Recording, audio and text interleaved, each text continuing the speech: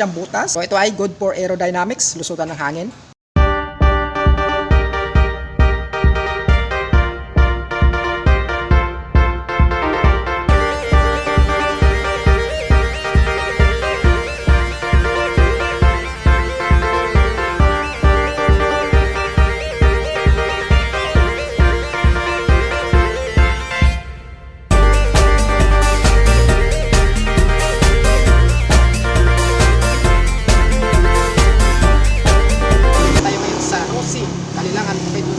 Para i-update itong si Rossi Delta 125. Kung masyado kang namamahalan sa Honda XRM 125 mga idol at hindi kaya ng budget mo, so meron tayong second option na pwede nating kunin. So ito yung si Rossi Delta 125. So, kung gusto nyo kumuha mga idol ng Rossi Delta 125 is available yan dito sa Kalilangan Bukidnon branch. Alamin natin yung updated price cash nya, siyempre down payment at kasama na dyan yung monthly installment.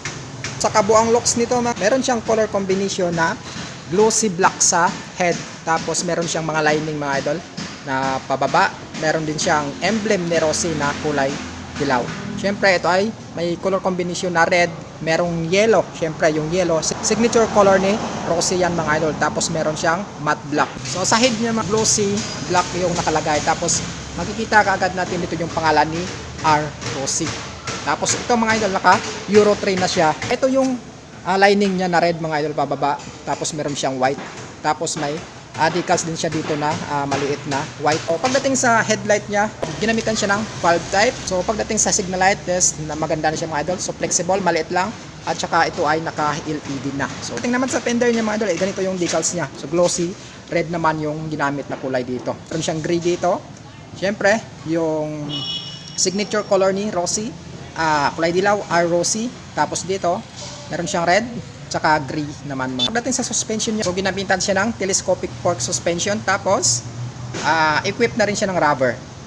Tapos, pagbaba mo sa ilalim, makikita mo yung pangalan ni Rossi na may orange, tsaka yellow naman sa ibaba. So, ito ay matte black siya mga. Pagdating sa gulong, ginamitan siya ng nylon. Tapos, ginamitan siya ng 2.50 by 17 na size dito sa harapan. Siyempre, ito mga idol ay naka-tube type pa lang. Pagdating sa braking system, mga idol, ito, ginamitan siya ng wavy disc brake dito sa harapan. So, dito naman sa gilid niya, so, dito, makikita natin yung red black. Dito, naging black na siya. Tapos, dito naman, may white na konti. Tapos, dito, yellow. Tapos, sa taas niya, orange. So, ganyan na yung decals niya. Ginamitan siya ng glossy black. Siyempre, baba mo sa ilalim, ganito siya. Red dito. Tapos, may gray na decals, ganyan siya mga idol. Tapos dito naman kulay red. So ito naman yung white. Magbaba mo dito, meron siyang carbon finish. O meron siyang guard dito sa ilalim para sa makina niya. Pagdating sa makina niya, meron siyang 123.7cc displacement, 4-stroke, 2-valve single cylinder.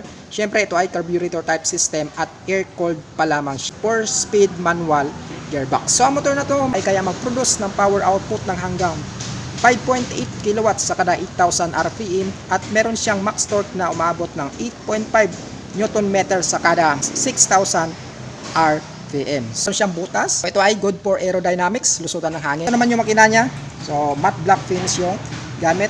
Tapos yung cambio, may 4-speed manual gearbox. So ito naman yung pagka ng driver, may guma na rin siya. Sa side stand niya, ordinary lang siya. Wala siyang features or safety features katulad ng side stand switch cut off. So dito naman sa gilid niya, matte black finish siya. Tapos dito parang carbon finish na siya. Mahaba siya mula dito hanggang dito yung design. So dito naman sa gilid niya ay glossy black. Tapos makikita natin yung pangalan na Delta 125X. So kulay white. Tapos ang X is yellow. So ito naman yung sticker niya, meron siyang red na pahaba, tapos green naman dito sa ilalim. Dito makikita natin yung bukasan ng upuan. Meron siyang underbox storage cup. Pwede mong paglagyan ng mga gamit mo ito. So pwede mong paglagyan ng mga gamit ng motor, mga papers, o kaya pinamili mo sa market. So ito naman yung tangke niya. Pagdating sa tangke niya is meron siyang 3.8 liters tank capacity. Ito naman yung suspension niya sa likod. So ginamitan siya ng coil spray. So pagdating naman dito sa apakan ng angkas mo, ganito siya, natutupi siya. So pagdating sa high speed or mabilis na takbuhan is hindi ito basta-basta nagba-vibrate. Tapos makikita natin dito sa ilalim dito. So sa swing arm niya nakalagay dito si DL125 RFI. So naka-yellow siya. Chain niya, meron siyang cover ito. plastic na rin siya. Gulong niya sa likod, ganito siya. So nylon din siya, tapos may sukat siya na 2.75 by 17. So standard, napaka bilis hanapin yan mga idol. Tapos pagdating dito mga idol sa mags niya, is very stylish mga idol. Meron siyang kulay na silver or stainless mga idol. Tapos meron siyang matte black na kulay. So napaka-astig na. Pagdating naman sa braking system niya sa likod, mga lods, is ito ay naka-mechanical drum brake pa lamang. So pupunta na naman tayo dito sa muffler ni Delta 125. So meron siyang cover. Ayan mga idol. Meron siyang heat guard na stainless. Ito naman, makikita natin yung kickstart ni Delta 125 mga idol. Ang ganda kasi nga ito, may rubber siya.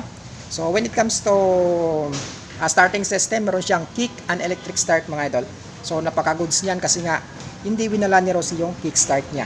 Yan, sa taillight niya, syempre ito ay valve type. Tapos signal light niya sa likod is valve type din.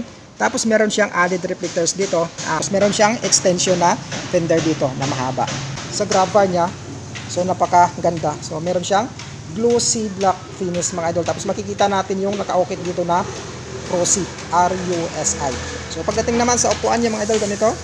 Makapal naman siya at hindi siya basta-basta dulasin, hindi rin siya rough. Perfect dito yung kahit anong klase ng upang pantalon mo, hindi basta-basta dadaos do sa motor na to. Sa harap niya, ayan. So may butas-butas. Ayan, butas niya mga idol. Tapos ito ay naka matte black finish. So good for aerodynamics yung butas niya mga idol. So lusutan ng hangin. Pagdating sa manibela niya mga idol, meron siyang matte black finish. Tapos dito, may in-bar na rin siya na glossy black. Switches dito bandang kaliwa, bukasan ng ilaw, on off ng headlight, tapos high beam and low beam mga idol, turn signal lights, busina, tapos ito yung choke niya. Tapos dito sa bandang kanan, makikita natin yung starting system na electric start switch. Pagdating sa ignition, traditional key lang mga idol, pero meron din siyang lock. So pagdating sa meter panel niya, syempre ito ay upgraded na rin mga idol, naka fully digital na siya. Natapos na natin ikutan ang motor na to, alamin natin yung updated price nito, kung magkano nga ba mga idol. So meron siyang updated price ngayon na 48,000. Kung gusto mo ito ng kunin ng installment, magda-down ka lang ng 2,000 pesos. Sa 3 years, meron kang 2,020. Meron siyang rebates na 300 pesos. Mga naghahanap dyan mga idol ng Rosie Delta 125 is available yan dito sa Kalilangan, Bukidnon branch. Palang kayo dito at mag-inquire para sa karagdagang detalye kung paano yung process nila pagkuha ng motor na to. So, hanggang dito na lang yung video natin mga idol. Huwag kalimutang i-like at syempre i-share yung video natin bilang suporta mo sa YouTube channel ko. At like at follow mo na din ako sa FB page. So this is Bukidnon Vlog TV. Ride safe at ingat palagi.